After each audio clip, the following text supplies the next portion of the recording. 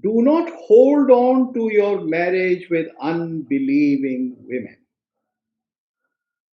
Now, here it is black and white that just in case some women who have been conquered in war, just in case some women have not converted to Islam, and you are either with them or in love with them or in company of them or you are holding them as hostage, do not marry them. You see, under the Islamic law, the question of falling in love, the question of treating the other person as an equal, free to observe his or her religion, which is different from Islam, does not arise.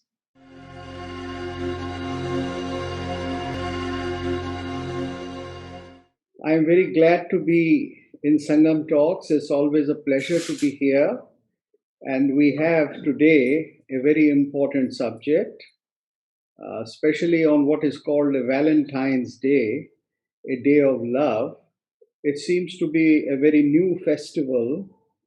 I don't know if it is a festival or if it is a commercial undertaking because people want to sell all kinds of things in the name of love.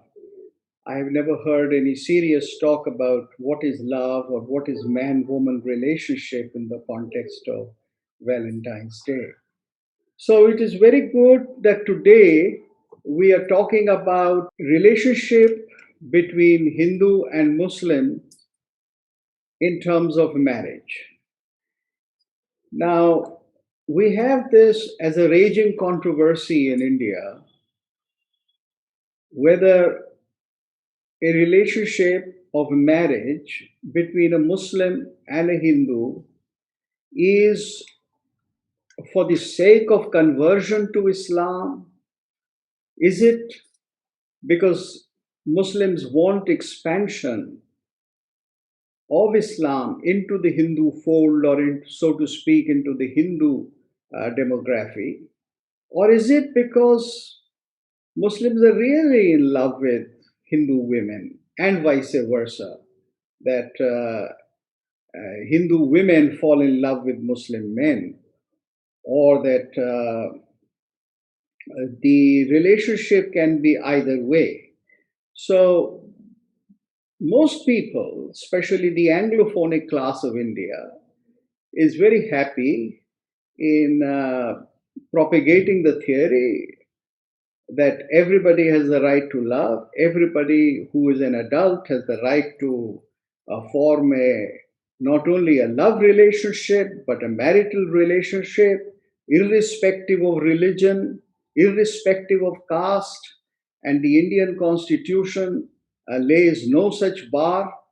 It is the right of the individual to practice the religion, to profess the religion, to propagate the religion as one feels like. So people talk of the Article 25 in this context, and they bring in the theory of freedom. Now, what I have to say today is simply this, that while freedom is allowed not only in the Constitution, it is also allowed in life. In India, it has always been allowed, and it has been allowed to the humblest and the richest and the most powerful alike. Particularly, the spiritual freedom has been allowed that way. But all freedom is bound by certain social norms.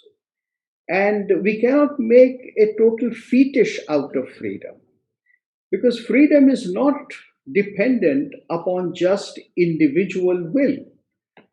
Freedom is something which, if it concerns another human being, or let alone human being, if it concerns another living creature or even an inanimate creature like a stone or rock, bird or environment, then there is a relationship of the individual to the other. And one has to see that is the freedom only for the sake of a personal desire, for the sake of a passion, for the sake of an idea of an individual, or for the sake of the belief of the community of the individual? Or is it something which is mutually respectful? Or is it something that does not transgress the freedom of somebody else? Now, this is very important, and this is something that has to be seen in the context of interfaith marriage, or in the context of a Muslim marrying a Hindu, or let us say a Hindu marrying a Muslim, whatever way you look at it, man marrying a Muslim man marrying a Hindu woman, or a Hindu man marrying a Muslim woman. Now, we have today a whole discourse which is coming out of the West, and we see in several newspapers that recently in India laws are being made which restrict the freedom of Hindu women, which, as a matter of fact, they consider and they talk about this in terms of restraining the sexuality of Hindu women. You know, this is how they phrase the whole thing, that the Brahminical class of India and the present day political party is making laws which is restricting the sexuality of Hindu women. In other words, which is forbidding them to marry Muslim men, or creating obstacles in their way of marrying Muslim men. See, there is a whole discourse which is going on, and you can see it in several newspapers, the leftist newspapers and magazines in India and outside India. So one can see that there is already a bias in this whole discourse. And it is, to my mind, not a very serious discourse, because you are seeking a solution only in terms of freedom of sexuality, freedom of sexual freedom and passion, whether of men or of women. Now, marriage is something much more than that. Marriage is a social responsibility, it is a social relationship. So it has to be seen in the context of how a couple gets located within a society. And I'm going to talk today more about Indian society rather than any other society. Because such problems, in many ways, do not arise in most European societies or in American societies, the North American continent, United States of America, for the very simple reason that in North America, there is only one single marriage law. Anybody who marries there, whether he is a Christian of any denomination, or a Jew, or a Muslim, or a Hindu, whosoever marries there would be governed by the same laws, and there is just one law. In India, on the contrary, things are different, because we have here something called the personal law. This is something which came into existence in the 19th century in the British time. Before the British time in India, it was a different situation. There was Sharia law for Muslims, but Sharia law for Muslims operated not just for marriage, it operated for almost everything. It operated for theft, it operated for adultery, it operated for lying, it operated for rebelling against the state, etc., etc. So Muslims were dealt with by the Islamic State or even by the Hindu state in terms of Sharia law for everything. But with the British rule, a personal law was made which was applicable only for marriage and inheritance. Now, it is here that the problem arises because you have separate personal law for Hindus, separate personal law for Muslims, separate for Christians. And inheriting that in the 50s, we made similar laws so that today we are governed by a Muslim personal law, a Hindu personal law, a Christian personal law, and most people, Sikhs, Jains, etc., they are governed by the Hindu law according to the constitution. So it is here in India that we have to examine this question of love jihad because it is in India that the question becomes more relevant because under the Muslim law, as it stands today in India, there can be no marriage between a Hindu and a Muslim. It has to be between two Muslims. Under a Hindu law, it has to be between two Hindus. Under the Christian law, it has to be between two Christians. But India also made what was called the Special Marriage Act, in which a Hindu can marry a Muslim. And then the property rights and the rights of inheritance are different. So India has a Special Marriage Act in which there is no compulsion for the two partners to be of the same religion. Now, having given you this background, let me come to the whole question of what is now being discussed as love jihad. That is a marriage between a Muslim and a Hindu today for the sake of love, or it is something for the sake of expanding Islam, that is, bringing Hindu women into Islam?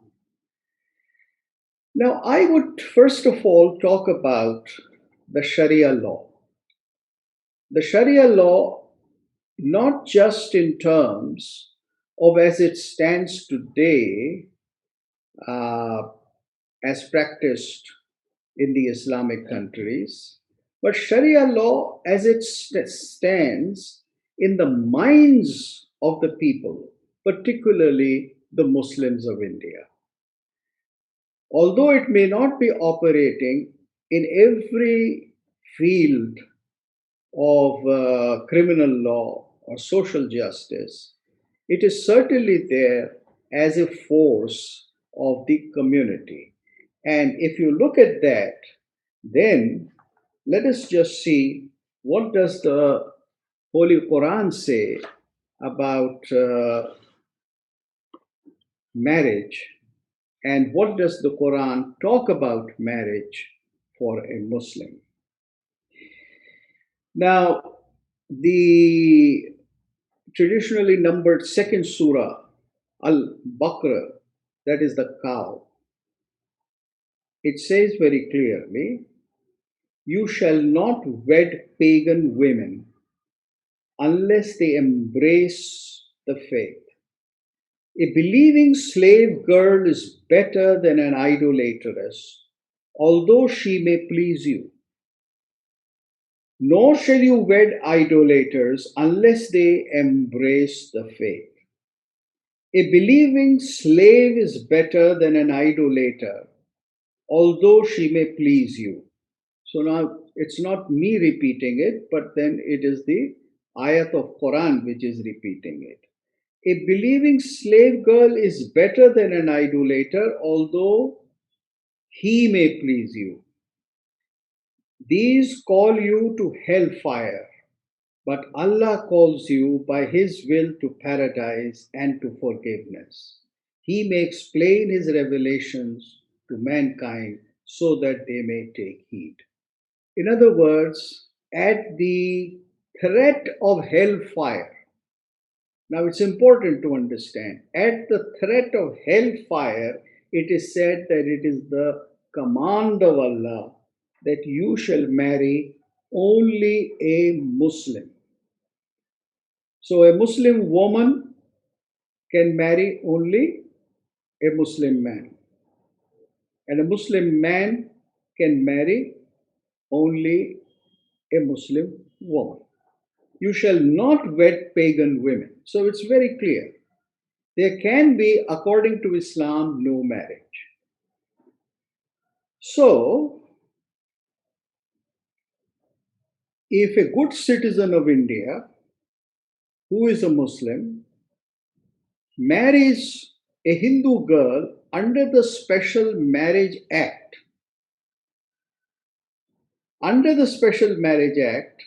then he is following the Indian Constitution, but he is not following the Holy Quran. Now, this is in black and white. There is no doubt about it. Either the man has to say that, look, I am being liberal to the point of not paying heed to this particular ayat, and I am liberal enough and I respect the religion of the woman I am loving to the point that I shall not ask her to convert, and hence I shall marry her under the Special Marriage Act, and therefore I am duly wedded. I have done an act under the Indian Constitution, and I have also not paid heed to the Holy Quran. Or there is no choice before me. According to my religion, there is no choice but that I have to convert the lady whom I am in love with, जिसके लिए मैं चांद तारे तोड़कर ला सकता हूं, उसको मैं भाई कन्वर्ट तो करना ही पड़ेगा मुझे शादी करने से पहले, क्योंकि मेरे लिए मजीद कुरान मजीद का ये आदेश है, right? You see, we have to look at this thing. And I see here no point in making a discussion about freedom. Either you say that I have the freedom not to pay heed to the religious injunction as it is given to me, and therefore I am marrying, I am respecting the swadharma of the other. So a Muslim woman can say that, yes, I am a Muslim, I'll marry a Hindu, and I'll not convert her. But in that case, I am not following the Quran. Now, if this is very clear, then how can you give all these arguments, which are fantastic arguments? For instance, so many of you may have seen that film called Mughal-e-Azam. And what is shown in Mughal-e-Azam? That Akbar the Great has married a Hindu lady who is called Jodha Bai in that film. And Jodha Bai remains a Hindu. She does not convert. Her name continues to be Jodha Bai. And she is also a worshipper of Krishna. And she celebrates Janmashtami. And that day, Akbar the Great also goes and he participates in the ritual. तो अकबर जो हैं जिल्ले इलाही, वो भी भगवान कृष्ण को झूला झुला रहे हैं. ये हमने मुगले आजम में देखा. अब देखिए, ऐसी संभावना तो हो नहीं सकती. It is not something which was likely to have happened at all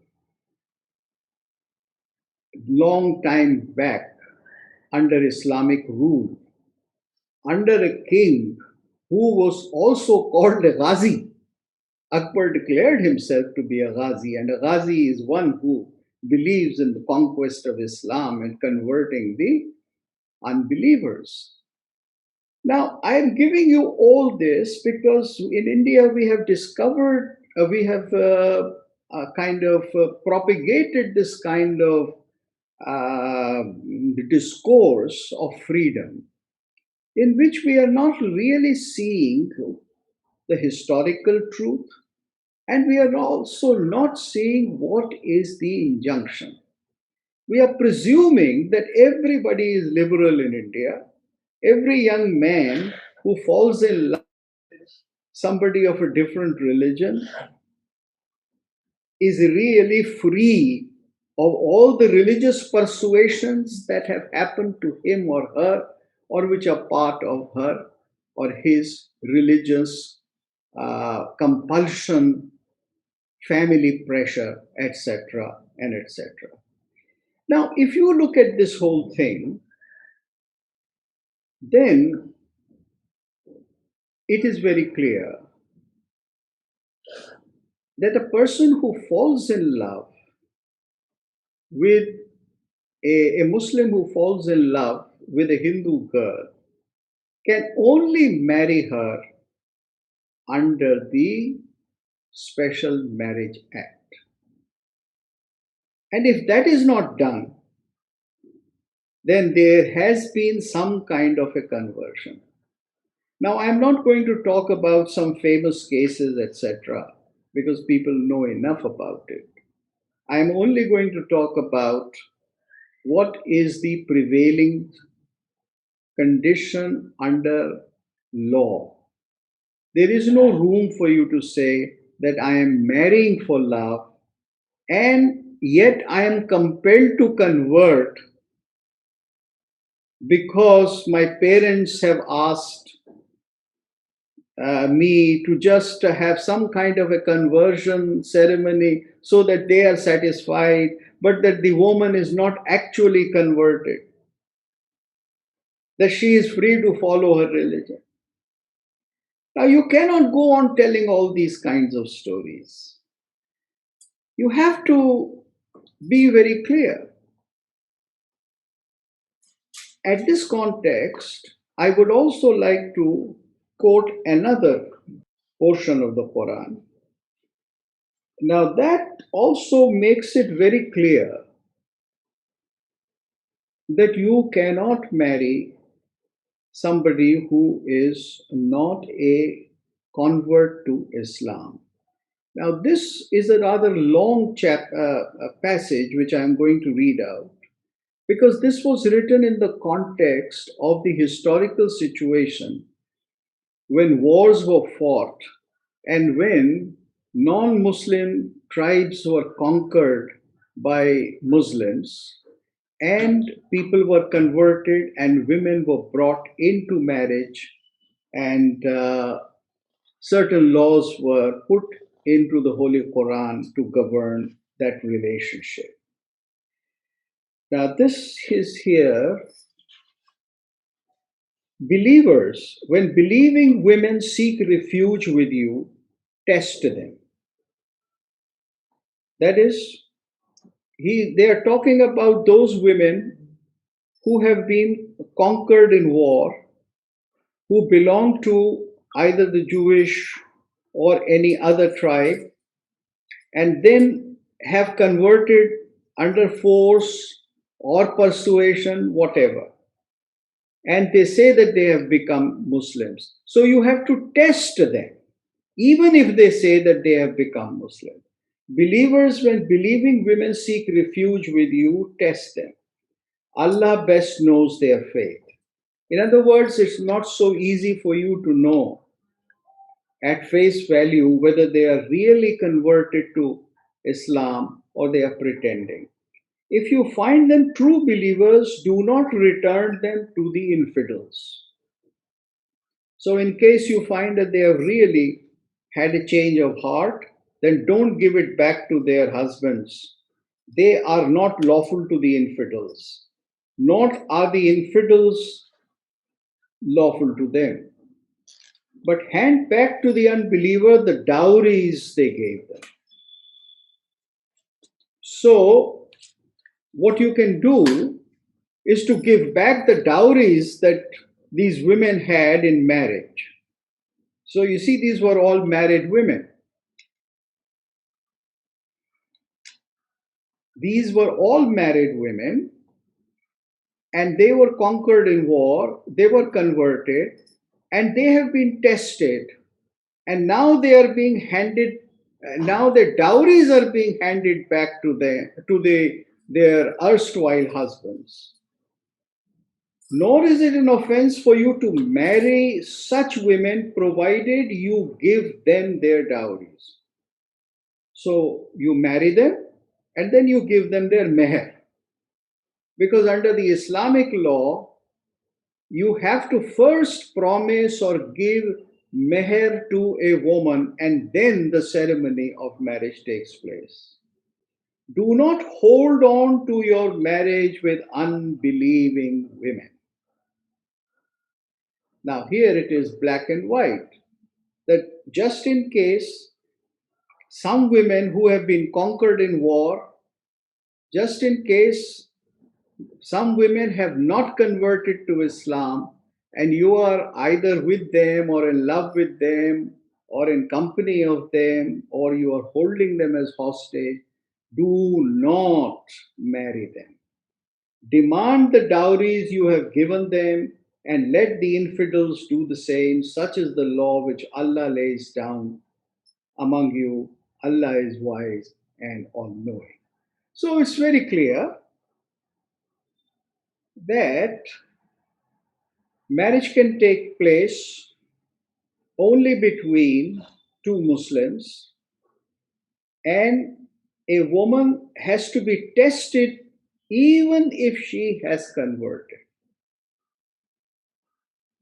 So, you see, under the Islamic law, the question of falling in love, the question of treating the other person as an equal, free to observe his or her religion, which is different from Islam, does not arise. I repeat, under Islamic law, there is none. Now, a good Muslim, as I said earlier, has either to follow Quran Majid, the Holy Quran, or if he wants to be secular, or if she wants to be secular, that is tarakki yafta Muslim, a progressive Muslim, then he or she has to say that she is not following this particular injunction of the Quran.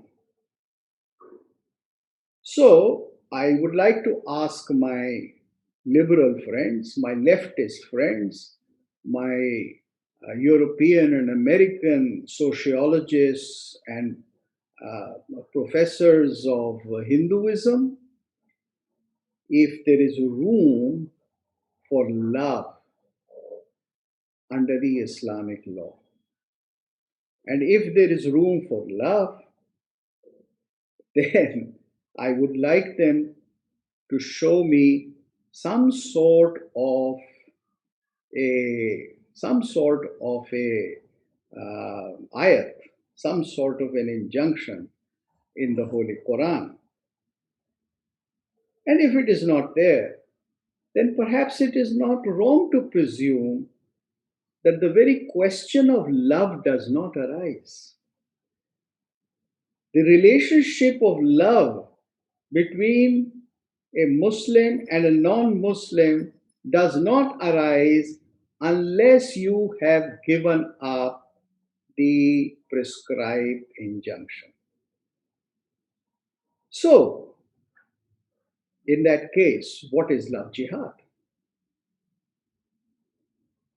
love jihad, then the word love is love of dawa, love of conversion, love of expanding the territory of Islam. Because either they can be love or they can be jihad. The two simply cannot go together. And so when people say there is love jihad, then they are really talking about jihad, which is coming under some sort of a garb of love. So I will simply repeat that if there is going to be a love marriage, truly a love marriage between a Muslim and a non-Muslim, then in India it has to be under Special Marriage Act. Now, remember that some of these laws which have been enacted by Uttar Pradesh and are being in the process of being enacted in Madhya Pradesh, I'm not sure if it has been done, but it's being promised. They are only talking about preventing deceit. They are talking about a Muslim deceiving a Hindu woman by pretending to be a Hindu. They are not talking about anything else. They are not asking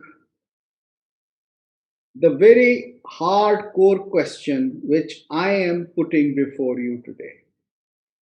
That is why I had sent messages to both the chief ministers, to Yogi Adityanath and to the chief minister of Madhya Pradesh, to say that under this law, it should be compulsory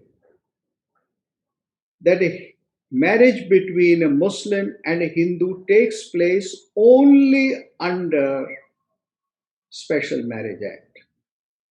Because once it is under Special Marriage Act, it is very clear that religious compulsion is not operating.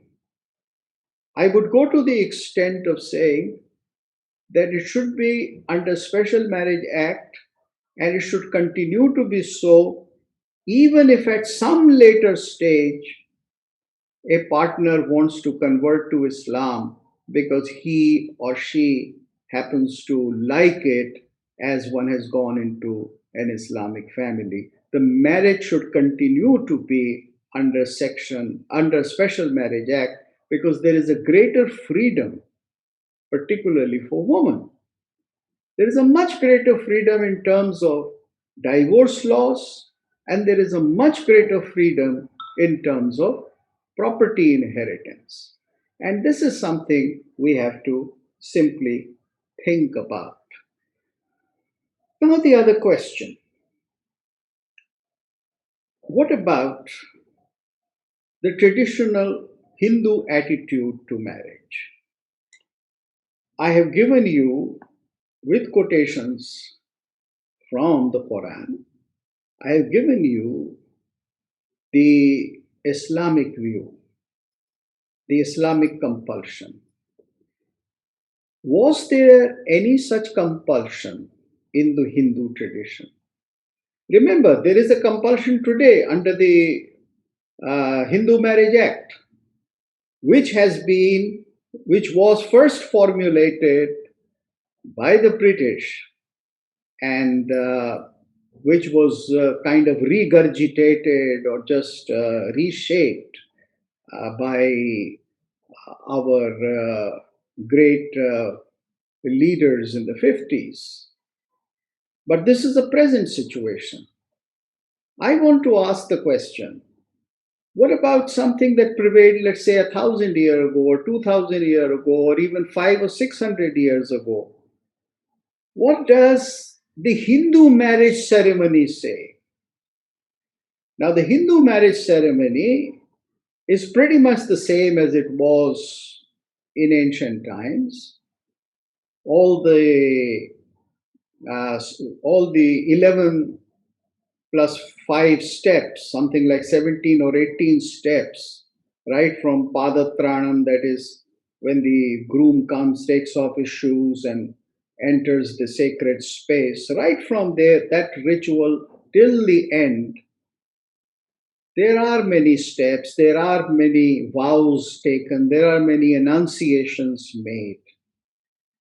Is there an enunciation which talks about religious conviction, philosophical faith, relationship of the individual to God, the kind of sadhana or bhakti the person is doing? Is there any mention of it in the Hindu marriage ritual? And here I am talking about the Hindu marriage ritual as the Indian marriage ritual, something which is done by the Sikhs and the by the Jains and by Bauddhas and others. You will find that there is none. As a matter of fact, all the enunciations that are made, and I don't have the time to read out the mantras to you or to translate them, they only say, with a man and woman only says that, look, my heart should reunite with your heart, that I am going to undertake this union in order to perform these and these things with you. The seven vows of the Saptapadi is that, look, I shall fulfill my duties in marriage in this and this and this manner, and you shall do it in this and this and manner. These are your obligations as a husband, and these will be my obligations and duties as a wife. That we are both going to look at the pole star, the Dhruva, in order to be inspired to keep our marriage a permanent one. So, and we have the Agni here, the fire here, as a witness to the vows that we are taking. Now, there is no question here that I shall worship this god or that god.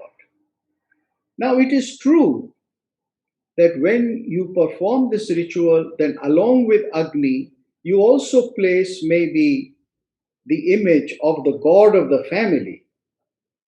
But the god of the family is only witness to your vows. So, if, let's say, the man is a Shaiv, follower of Shiva, he at no point says that you, my wife, or you, the lady who is going to be my wife, shall also follow the Shaiv Dharma. I mean, there is no such connotation or implication at all.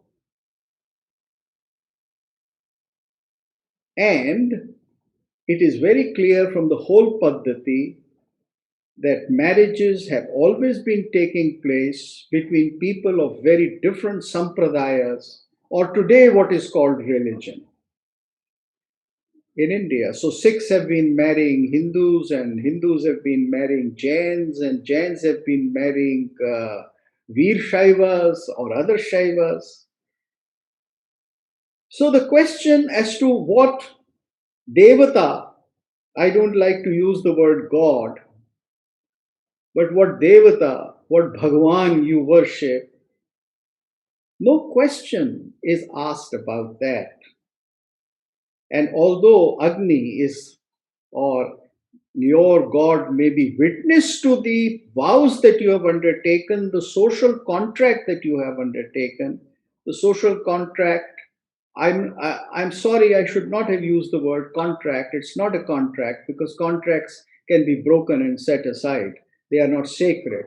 Let us say a sacrament that you have entered into. You do not put the restriction of what is going to be your faith, what is going to be your belief regarding ultimate matters. Now, this is the Hindu situation. This was the Hindu situation. But unfortunately, under colonial law, which we are following, uh, we have now made that under the Hindu personal law, only a Hindu can marry a Hindu.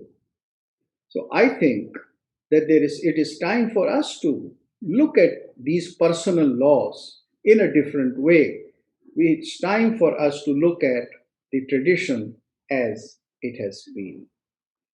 I have made it clear that whenever there is a marriage between a Muslim and a non Muslim, then the non Muslim has to convert sooner or later. It happens at times people say that, okay, I'm not converting. And there could be cases, and there could be cases of well known personalities from the film world or elsewhere, where the woman was not asked to convert and she continued to be a Hindu. But the children are always made to follow Islam.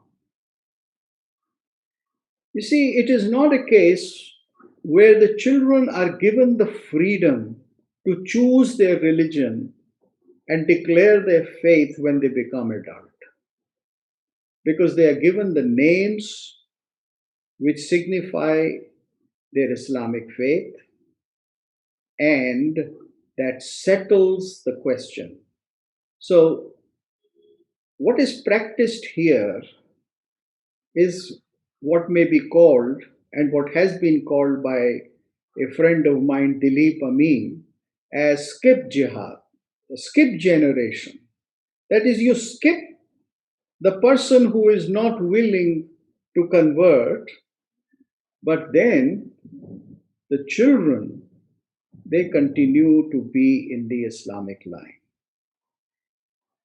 Now, with this kind of a deep insistence that a marital relationship has to be within the Islamic faith, one gets very suspicious when people say that I am marrying a non Muslim woman for love. And people are justified in asking questions. As I have said, there is only one proof that you can provide that you are marrying only for love. And that proof is that marry under Special Marriage Act. If you do it, and I would say that that should be the law in India, that is freedom. I would urge it to all my liberal friends, to all my Marxist friends, to all my westernized friends, that if you really believe that Muslims can marry only for love, then you should ask Muslims to perform a marriage in India under the Special Marriage Act, because there you give freedom not just through assurances but under law.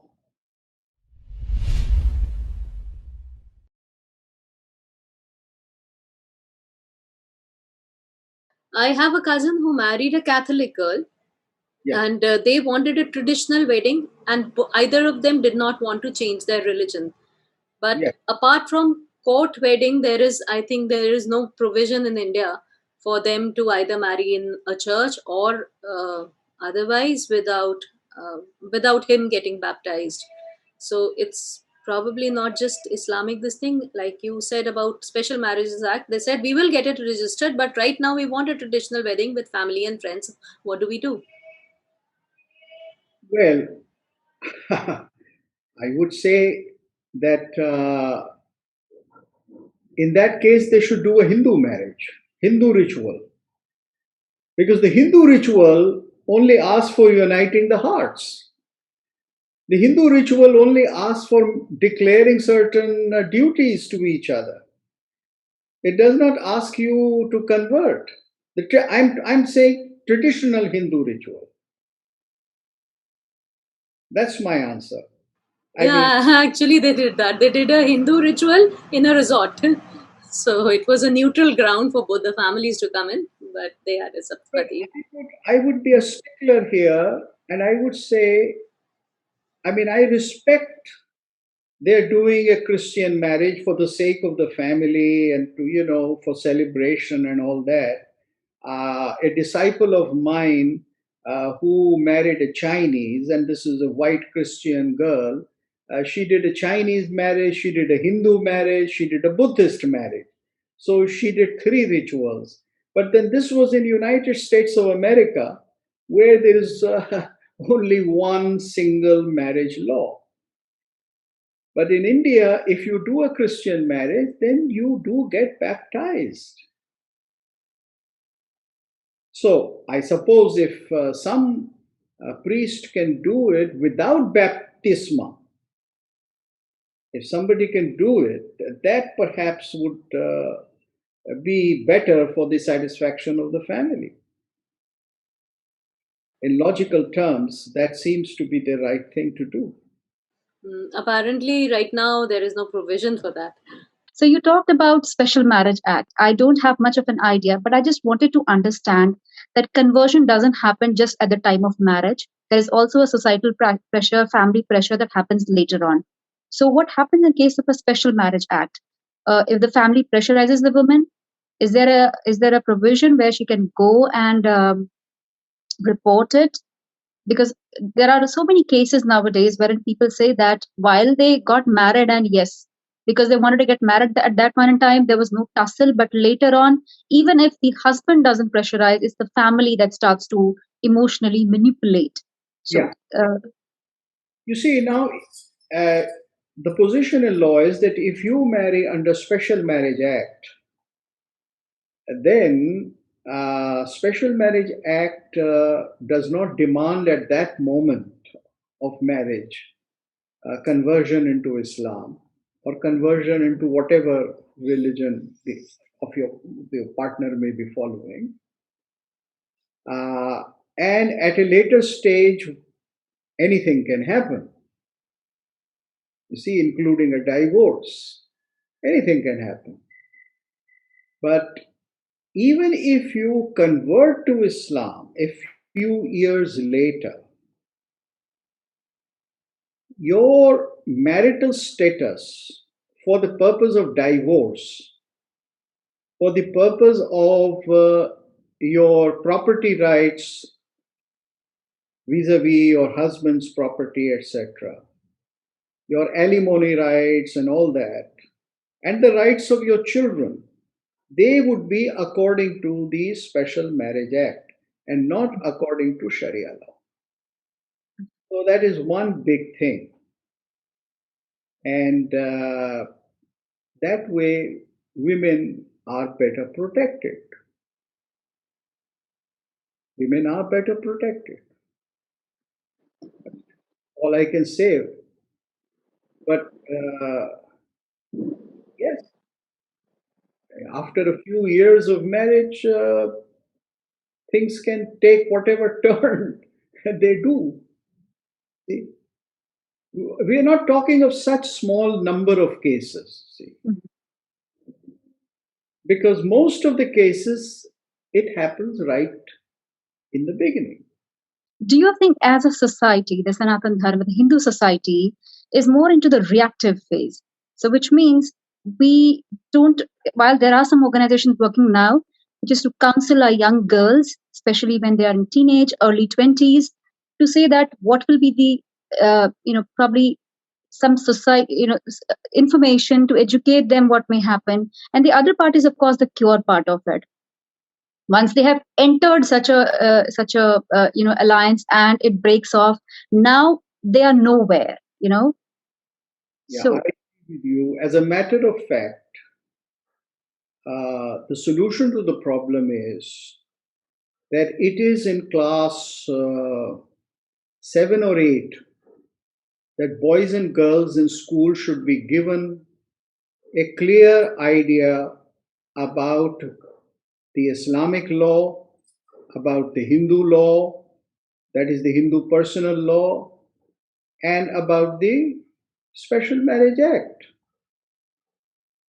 And they should also be given a very clear picture about what prevails as far as the psychology of different religions is concerned. Now, talking about that is not criticizing any other religion. It is, as a matter of fact, informing people.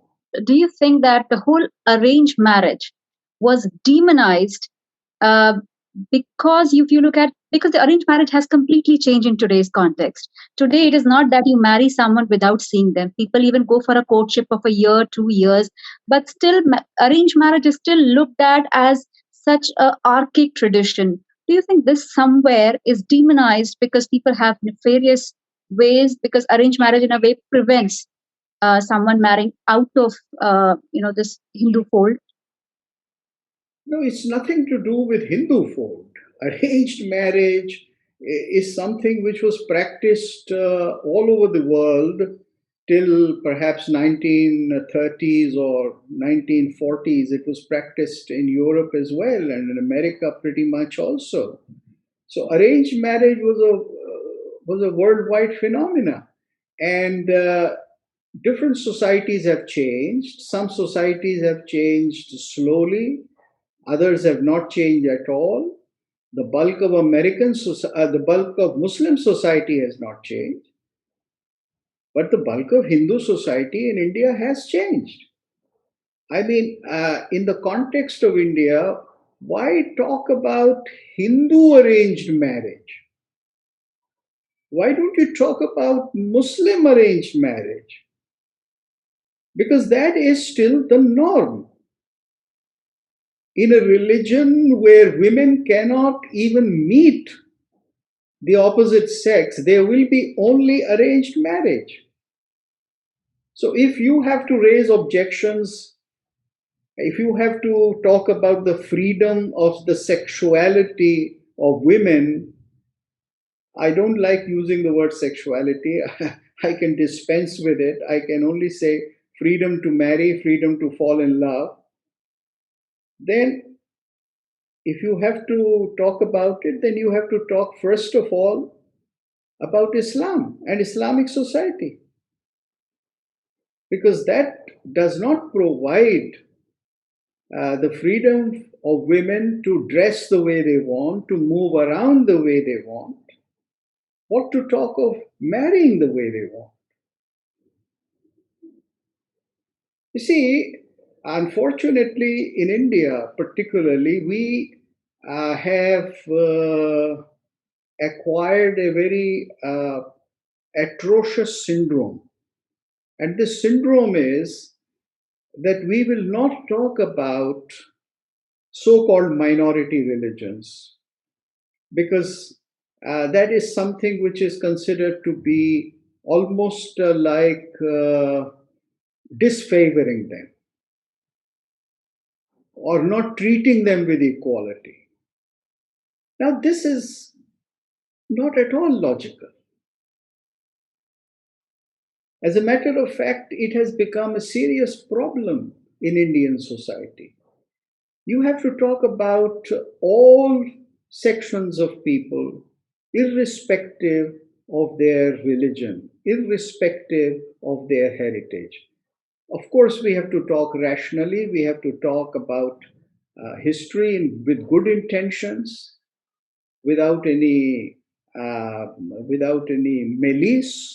but we have to be rational, open, and we have to talk about all sections of people. Yes. यहाँ पे when you talked about war booty, women appropriated or acquired as war booty who are non-Islamic, and they said that once they have been converted, then you test them if they are true believers or if they are just pretending, or they are fake believers, and if they are fake, you what if they're true believers, you don't return them to the infidels. What is the test? Is there any prescribed how you can test them, or is it arbitrary to the choice of the man who has acquired? I suppose it all depends upon the conqueror. you know, whatever goes as privilege of the conqueror. So, because these are very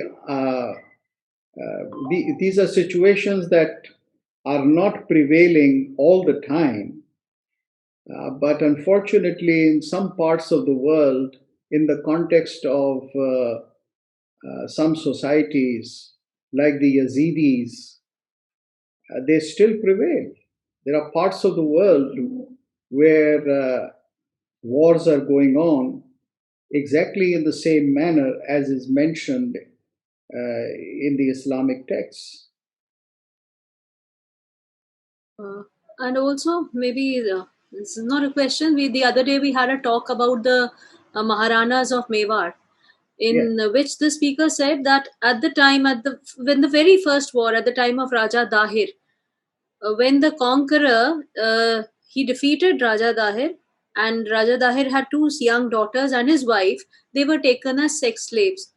Now, this thing was completely alien to the Indian psyche. They had never imagined such a concept existed. I would like you to say something about that. Well, there is very little that I can say except that yes, it was not part of it because uh, in the Indian social system, women were not taken, nobody was taken slave. As a matter of fact, the much maligned Manusmriti, who we are so fond of today, punching the Manusmriti. The Manusmriti says in black and white that when a king conquers another king's territory, he shall enter the city and give abhay, that is, no fear, to everybody except the Kshatriyas who still oppose him. So he shall only deal with, he shall only persecute, he shall only kill those fighting him with arms. He will not touch their women, their children, their families. Now, I am not a great scholar, but I have read a few texts from Indian tradition.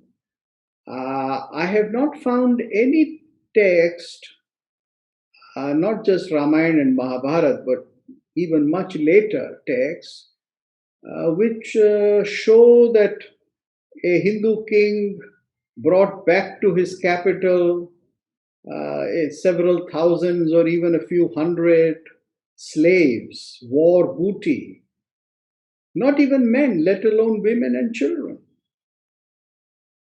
So the Indian custom was that nobody was touched. The city was not plundered. The city was not burned. It was not torched. So all these things, they were experienced by Indians for the first time. These things were going on in the Mediterranean. They were going on among the Greeks, in 2500 BC, something like that. You find them in their holy, in their ancient texts, burning the city, making slaves out of women and children. So you can read the classical Greek text and you find accounts of that all. But this was not part of India. Indian culture did not practice this. Yes, there were slaves in India, but these were financial slaves, people who had sold themselves into slavery for financial reasons. Raghu asks, can we formulate a law where a person who is not dharmic, and I suppose he means Hindu dharma, a person who is not dharmic and wants to get married to a dharmic, dharmic has to compulsorily abandon his non-dharmic, that is Abrahamic faith, and enter the dharma. So probably he's asking for a similar rule for non-Hindu marrying into the Hindu. That's the same question that you raised. So I'll just repeat this. A dharmic wants to get married to, and a non-dharmic has to compulsorily abandon the Abrahamic faith and enter the dharma. Also, a provision where the progeny has to be brought up in dharma, because love jihad is ultimately about demographic change. So he's asking, can we have such a law? Let me repeat the question to myself. Uh, I'm going to abandon the word dharmic. I'm going to make it very simple because that's what the Constitution talks about. Are you talking about making a law that if a Hindu marries a non Hindu, then the non Hindu should be compelled to become a Hindu? Are you saying that? I That's what I understand from this, Well, and he says yes. Yeah. unfortunately, you are making a very non Hindu demand. I took pains to explain to you that Hinduism or the Hindu tradition does not ask such questions from the person you are marrying. It is a sacrament for certain social duties. But the philosophic faith, the darshan, the devata, the God, if you please, that you are going to worship, the sadhana that you are going to do, that cannot be subject to any compulsion. So please be a good Hindu and don't ask such questions. Question from Shruti Jain. She says, "What does the law behold for an atheist, supposedly born in a Hindu family, entering into the intercaste marriage contract, Yeah. and also how the Holy Quran sees it, if at all?" Well, indeed, you have asked a very difficult question, almost a tickler, something which, uh, well, you see, atheist is not recognized uh, in the Indian constitution as any category. So, I mean, then there is agnostic. So, a person who is an atheist would only be known in terms of religion by the name that he or she bears. So, if her name is Sabina, then she would be a Muslim. If her name is Radha, then she would be considered a Hindu for the purpose of law. And as for the rest, it is for the people to declare and to judge each other. It's more of a supposition, or let's say tomorrow India brings an anti-conversion law and says that if you marry a Hindu, your children will be Hindu. If you marry, and if we bring a thing like this, keeping aside the lobbying, keeping aside the whole, other things, what do you think will be the societal consequences? Look, anti conversion law is a very different thing from laws related to marriage. And I don't think that any section of Indian society, and I don't think that the bulk of Hindus, and let us remember and recognize, once for all, let us recognize that this is a Hindu majority nation. 80% of the people here, some may like to say 75% of the people here are Hindus. Hindus are not asking for anti conversion laws. Hindus are only asking that people should not be bribed into changing their religion. There should be no undue pressure on them through financial means, through some kind of enticement to convert. As far as discussion on religion, talking about religion, debating about religion, converting openly, that is something which Indian society is is not close to.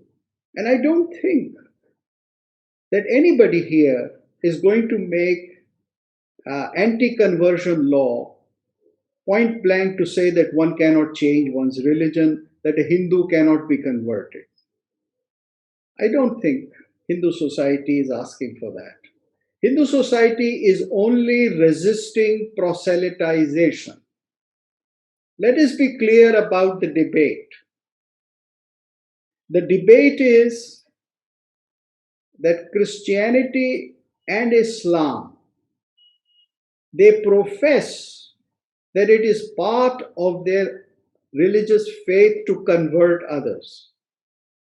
And because they profess that it is part of their faith, therefore, they are a threat to the majority Hindu population. So, it is not a threat given by the Hindus.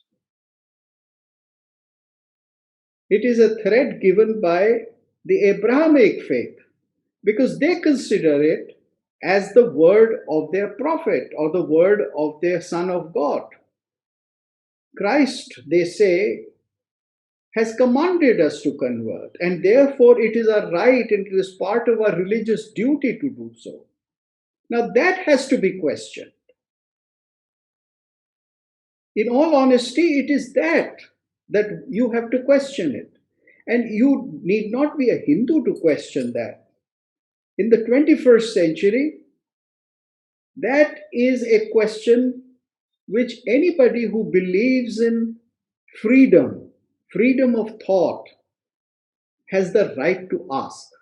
That how can you have an article of faith as part of your religion which enjoins you to convert others?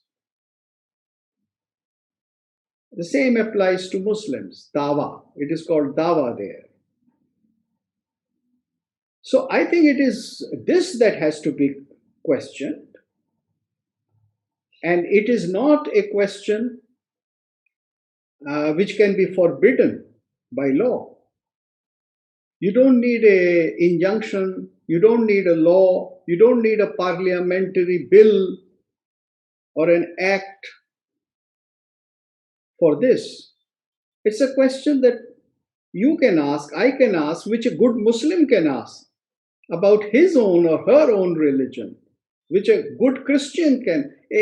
A Christian believing in the freedom of religion, freedom of conscience, can also raise this question. He can ask this question from an Orthodox priest or any priest or any believer as to how can there be such an article of faith and such an interpretation. As a matter of fact, many people believe that Christ never said it, and this was later on inserted into the Bible. I don't know about Quran, but at least about Christianity, there are many people who say that this was inserted much later. So even if it is there, even if the Prophet said it, even if it is there as part of the tradition, it is time for us to give up such tradition. After all, we are asked to give up so many traditions and beliefs as Hindus. So why can't Christians and Muslims also do the same?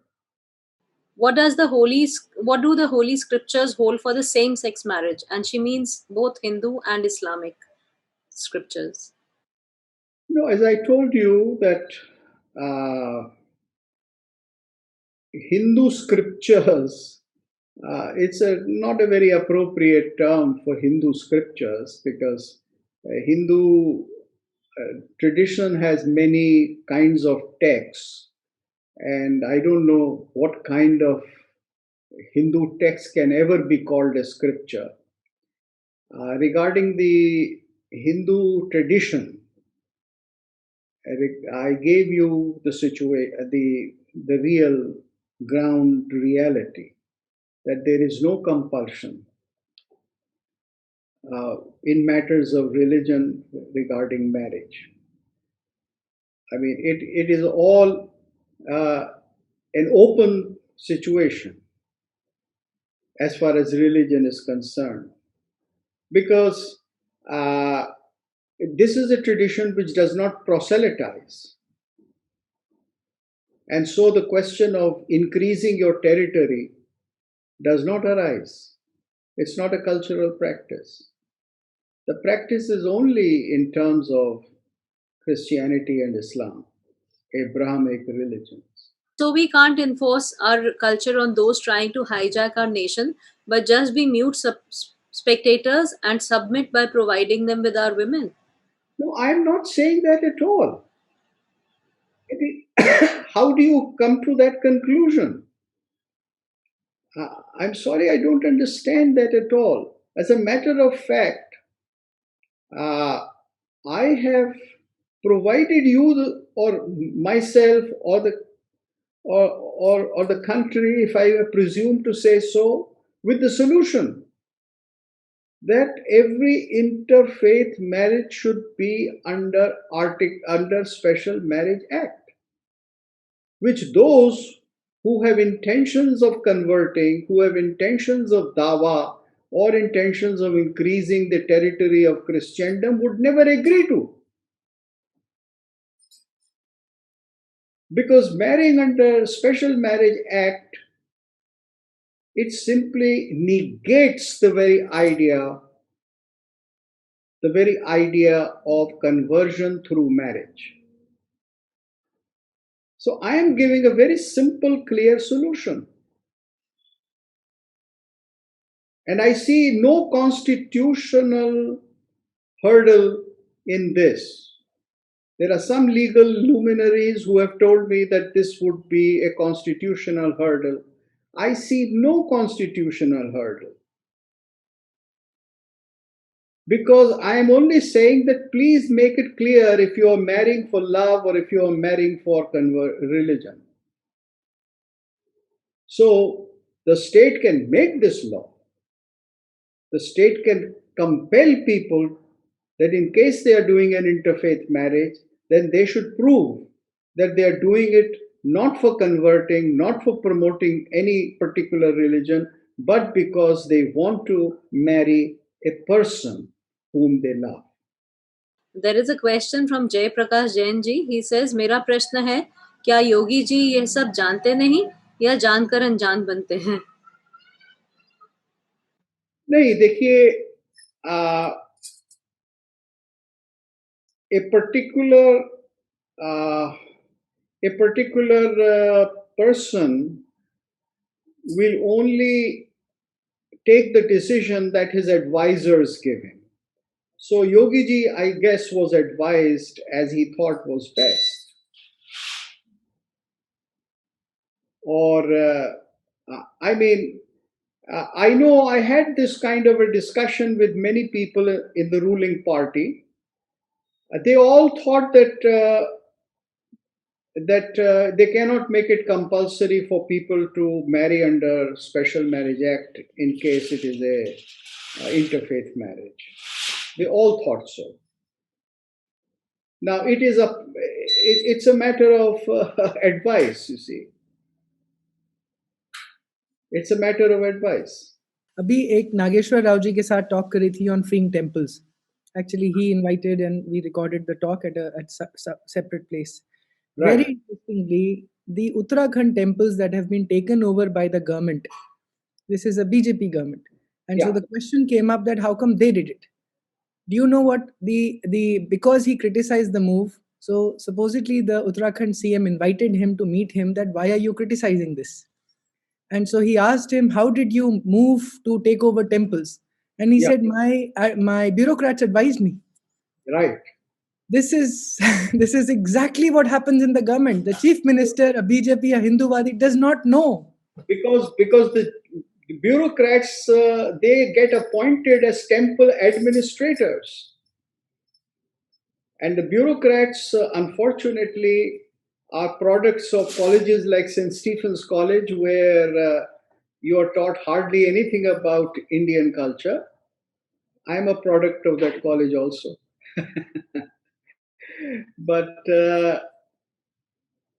that's the situation we have to change. That's the situation we have to change. I hope the Uttarakhand Chief Minister now makes amends and takes back that law. And I would be very happy if our leader, Shri Narendra Modi ji, does a great act of handing over all temples all over India through a bill passed by the parliament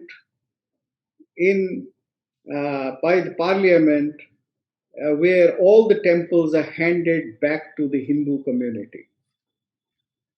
Right from Tirupati, I hope Modi ji gives this gift to Hindus.